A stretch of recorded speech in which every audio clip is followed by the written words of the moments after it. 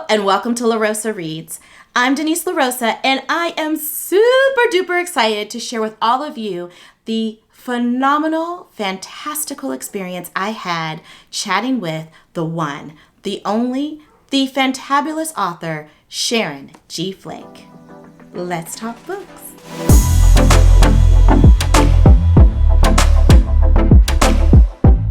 I am living my bookish dreams, y'all.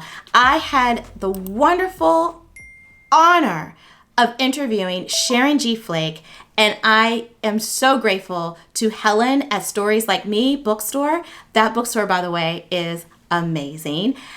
She is just great. She being Helen, because she knows I'm such a book lover. She knows I'm a huge fan of Sharon Flake's and made this happen. I got a chance to talk to Sharon G. Flake about her latest novel, and this novel, you guys, blew my mind. It melted my heart.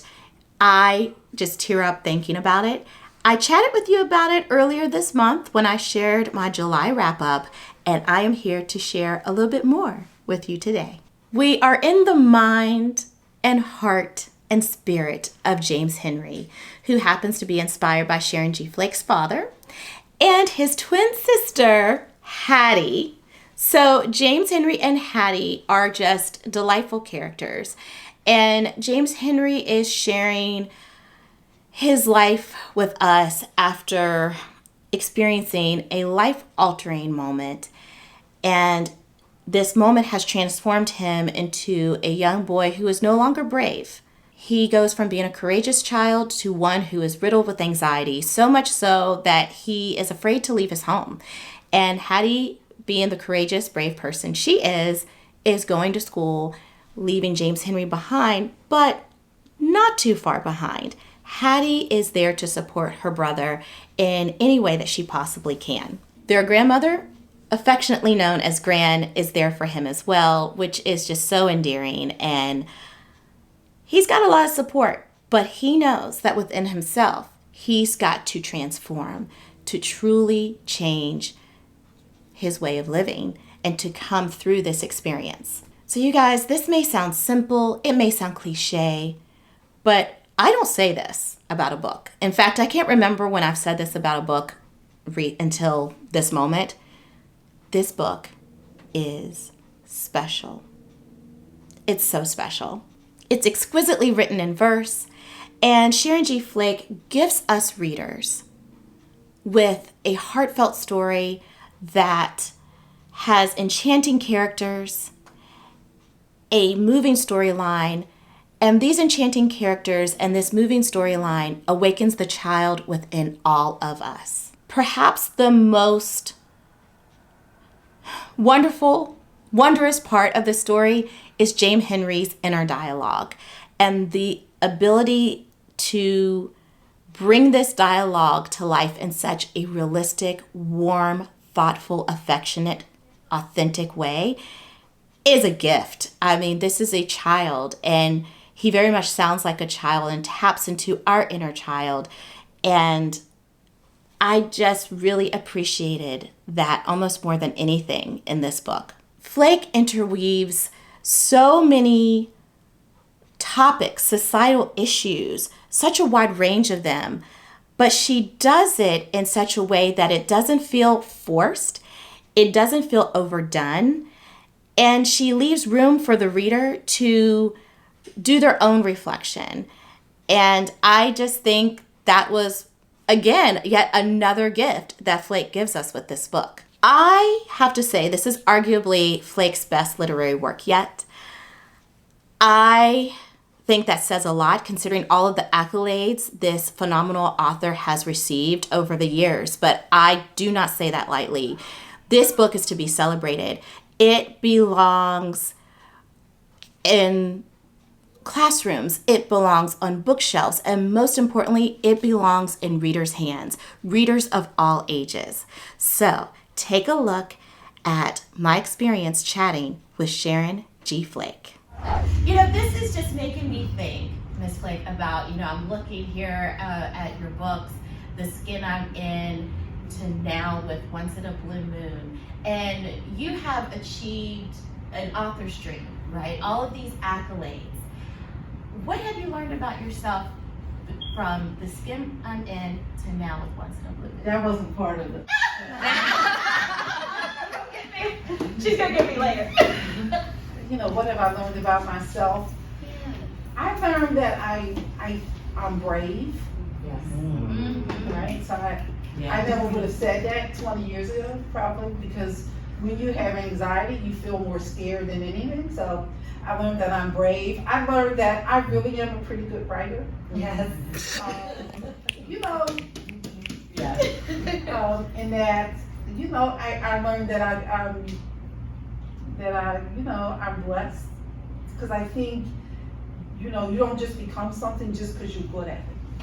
You become something because the stars line up. Yes. Whether it's the right time. Disney was looking to put out a collection of books by Black writers, right? So I was sort of at the right time in the right space for that. Then I had my talent. You know what I mean? The stars just sort of aligned. So blessed. People have just been really good to me. I think teachers and parents and young people. I don't know. That's it. I don't know. We're good Is that to you what you're because looking for? look, I'm looking for you and your words of wisdom and your lived experiences. His twin sister Hattie and his grandmother are Yeah. really important. His twin sister Hattie Mae, and the mother, who is the mother and father are not physically there, but they have a big presence. I love odd characters, and the mother is sort of an odd duck. Hattie Mae is James Henry's protector. She has these 12 doves, and we think of doves as very peaceful and very nice, but they will attack you upon command by Hattie. And she, you know, she says to her brother, if you're going to basically get better, you have to go back to where the troubles began, under a blue moon, and under a lighthouse, which is why we have the lighthouse. That's my God. And I, you know, when I write books, and then there's Gran, and probably there's a Gran because my father was raised by a Gran who I never met. And let's go back to my father, James Henry. My father's name is Henry.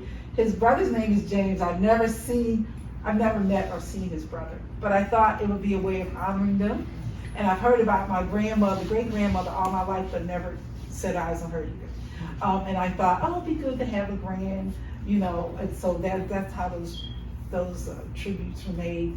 But I think whenever I write books, I try to show everything that's possible for Black people, and a lot of times it's within urban settings. And so when you grow up with a father and a mother who read like 3 newspapers a week, my sister was a stewardess like in the 60s or 70s, right? I didn't need the girl around the corner from us, and I'll say this, she was my peer, ended up being superintendent of schools, right? The girl across the street from my dad, and he still lives in the house for 65 years. She just graduated from Columbia. So I understood that everything was possible right from those communities. It didn't have to be that they live somewhere else to, and I deal with some, people think tough issues, I don't think so, but anyway, tough issues or whatever, but you can deal right with that urban center. So I didn't need Gran enough to be rich in experiences, right? To be rich in terms of this girl with these birds, these people that talk about rocket ships and spaceships, and he's naming planets and stars and going. I didn't need, his mother was an educator, I didn't need them to go anywhere else to be amazing. And I think that we forget that regular, everyday people can be amazing. We have to give you your flowers. Let's give her a round of applause.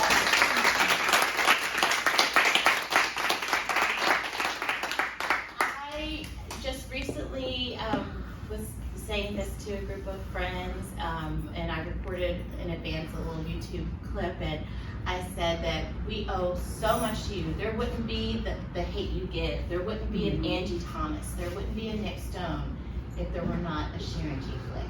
So thank you. So I highly, highly, highly encourage you to pick up Once in a Blue Moon by Sharon G. Flake. You will not regret it. And I have an additional ask for you. I want you to pick up this book for yourself and for at least one other person in your life, preferably a young person. I think young people need this book. It's for all ages, I feel, in my heart of hearts. But if we can put a book like this in the hands of our young people, it will do so much for society. So, will you do that for me, please? I hope you will. In the meantime, stick around, check out my other videos. Let me know about some of the authors you may have met over the years or in recent times. What was it like to talk with them, to speak with them about their book? Did you get them to sign your book?